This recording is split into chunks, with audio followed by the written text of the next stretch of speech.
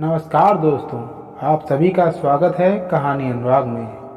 अभी तक आपने हमारा चैनल सब्सक्राइब नहीं किया हो तो चैनल को सब्सक्राइब कर कहानी अनुराग को प्यार दें। तो आइए आज की कहानी की शुरुआत करते हैं। लुधियाना शहर में रमन एक प्राइवेट कंपनी में एक अच्छे पद पर कार्यरत था। रमन लुधियाना शहर में अपने माता पिता के साथ रहता था।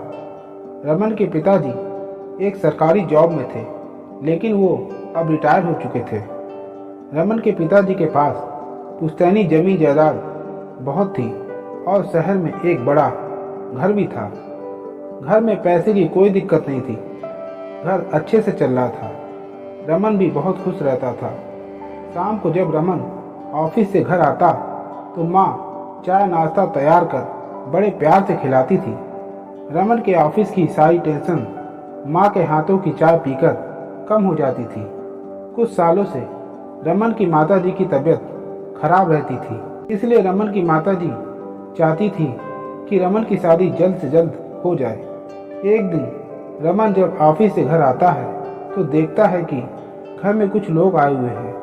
रमन कपड़े बदलकर अपनी माँ से पूछता है, माँ ये कौन लोग हैं जो पिताजी से बातें कर रहे हैं? माँ कहती है, बेटा ये लड़की वाले हैं और तुम्हें देखने आए हैं। अब तुम्हारी उम्र शादी की हो गई है और हम दोनों भी हमेशा जवान थोड़े ही ना रहेंगे। जल्द तुम्हारी शादी हो जाए फिर हम दोनों तीर्थ यात्रा पर निकल जाएंगे। बेटा हमारी ज़िंदगी का कोई भरोसा थोड़ी ना है। रमन कहता है, माँ ऐसी बातें मत क्या करो, मैं आपसे बहुत प्यार करता हूँ। माँ मुझे तुमसे एक बात भी बतानी थी जो मैं कई दिन से सोच रहा था कि आपको बता दूँ, लेकिन बता नहीं पाया। माँ कहती है, बोलो बेटा। माँ मेरे ऑफिस में सुमन नाम की एक लड़की है, मैं उससे बहुत पसंद करता हूँ, वह भी मुझे पसंद करती है। हम 5 साल से एक दूसरे को जानते हैं, मैं उसी से शादी करना चाहता हूँ। माँ कहती है, ठीक है बेटा, जिसमें तुम खुश हो उसी में हमारी खुशी है, लेकिन हम सब एक मध्यम परिवार से हैं, क्या उसे सब कुछ पता है?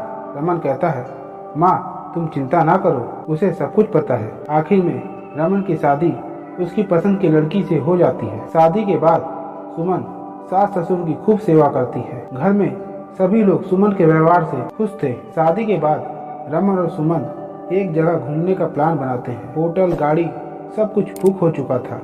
सुमन ने खरीदारी की सूची भी तैयार कर ली थी, अगले दिन ही निकलना था। रमन ने सुमन से कहा, सुनती हो, सुबह सुबह जल्दी तैयार हो जाना। सुमन कहती है, हाँ हाँ मैं रात में ही सब कुछ रख लूंगी, तुम चिंता मत करो। सुबह होती है और सुमन तैयार हो रही थी कि तभी रमन आता है और सुमन से कहता है, सुनो सुमन, माँ की तबीयत अचानक खराब हो गई है, इसलिए हम दोनों घूमने नहीं जा सकते हैं, फिर कभी चलेंगे। अब सुमन का सारा मूड खराब हो जाता है। अगले दिन सुमन के पास रीता का फोन आता है और वह घूमने वाली बात सुमन अपनी सहेली रीता को बता देती है। रीता सुमन से कहती है, सुमन ये सारी सास सब एक जैसी ही होती हैं, उनकी कोई तबीयत खराब नहीं होगी, ये सब तुम्हें ना भेजने का ड्रामा होगा। सुमन कहती है, रीता शायद तुम ठीक कह रही हो। सुमन का व्यवहार अब अपनी सास के प्रति बदल रहा था। रमन 2 दिन के लिए ऑफिस के काम से बाहर चला गया। सुमन ने सोचा, चलो मैं भी अपने घर घूम आती हूँ, तब तक रमन भी लौट आएंगे। सुमन घर से निकलने ही वाली थी कि सास चक्कर खाकर गिर पड़ी। सास ने जोर से आवाज लगाई, सुमन सुमन सुमन, अरे अब क्या हो गया? जब भी कहीं जाने लगो तो कुछ ना कुछ हो ही जाता है। सुमन चलो माँ, आज मैं आपको डॉक्टर को दिखाई देती हूँ, रोज रोज आपकी तबीयत ही खराब रहती है। डॉक्टर सास को देखने के बाद सुमन से कहता है, सुमन इन्हें टीबी हो गया है, इनका कुछ दिन सही से ख्याल रखना पड़ेगा। टीबी एक संक्रामक रोग है, लेकिन ठीक हो जाता है। सुमन मन ही मन सोचती है, पता नहीं किस बीमार परिवार में आ गई, लगता है मेरा पूरा जीवन इनकी बीमारी में ही निकल जाएगा। अभी तो मैं कहीं सही से घूम भी नहीं पाई थी। उधर रमन घर लौट आया। सुमन ने कुछ दिन तो माँ की सेवा की, लेकिन धीरे धीरे वह परेशान होने लगी। सुमन रमन से कहती है, मुझसे तुम्हारी माँ की और सेवा नहीं होगी। एक तो उनको टीबी जैसी बीमारी है, ऊपर से पूरे घर में खांसती रहती हैं, मुझे भी ये बीमारी लग सकती है। तुम अपने माता पिता को घर के बाहर वाले कमरे में शिफ्ट कर दो, उन दोनों की वजह से मैं इस घर में एक नौकरानी की तरह बन गई हूँ। तुमने शादी से पहले कहा था तुम्हें महारानी बना के रखूँगा, और अब पूरा दिन केवल उनकी सेवा में ही निकल जाता है। दोनों लोगों की बातचीत पिताजी ने सुन ली थी। रमन सुमन से कहता है, ठीक है, मैं पिताजी से बात करूँगा। रमन पिताजी के पास जाता है और कहता है, पिताजी आप माँ को लेकर बाहर वाले कमरे में शिफ्ट हो जाए। माँ की बीमारी की वजह से सुमन काफ़ी परेशान रहती है। हम दवा और खाना समय से आप तक पहुँचाते रहेंगे। पिताजी दुखी मन से बिना कुछ कहे घर के बाहर वाले कमरे में शिफ्ट हो जाते हैं। कुछ दिन बाद पिताजी रमन और सुमन को बुलाते हैं और कहते हैं, बेटा हम दोनों की वजह से तुम दोनों ने काफ़ी परेशानी उठाई है, और शादी के बाद अब तक कहीं घूमने भी नहीं गए हो। मैंने तुम दोनों के लिए 7 दिन का विदेश जाने का प्रबंध कर दिया है और एक बढ़िया होटल भी बुक कर दिया है। रमन और सुमन दोनों बहुत खुश होते हैं और दोनों विदेश जाने के लिए रवाना हो जाते हैं। एक सप्ताह के बाद जब रमन और सुमन घर वापस आते हैं तो देखते हैं घर के गेट पे ताला लगा हुआ है। रमन पिताजी को फ़ोन करता है, लेकिन पिताजी का फ़ोन नंबर बंद होता है।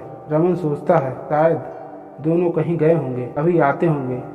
लेकिन जब काफ़ी देर हो गई और दोनों में कोई नहीं आया तो दोनों ने अपने पड़ोस में पता किया तो एक व्यक्ति उनके पास आया और बोला, आप ही रमन हैं? रमन ने कहा, हाँ मैं ही रमन हूँ। फिर उस व्यक्ति ने रमन को एक पत्र दिया और बोला कि आपके पिताजी ने ये घर बेच दिया है। जब रमन ने वह पत्र खोला तो उसमें लिखा था, प्रिय बेटा व बहू, हमारी वजह से आप दोनों सही से अपना जीवन नहीं जी पा रहे थे। सुमन को भी मेरी बीमार पत्नी की सेवा करने में बहुत दिक्कत होती थी।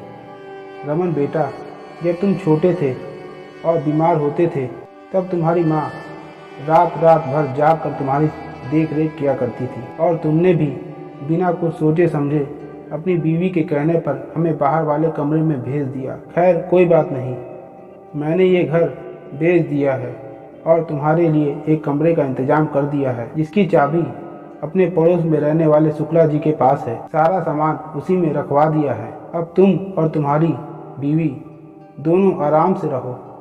दोनों जहाँ घूमना चाहते हो घूम सकते हो। तुम्हें अब किसी की देखरेख नहीं करनी पड़ेगी।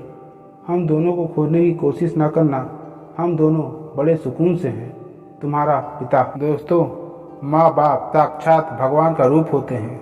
इनके दिलों को कभी ना दुखाएं।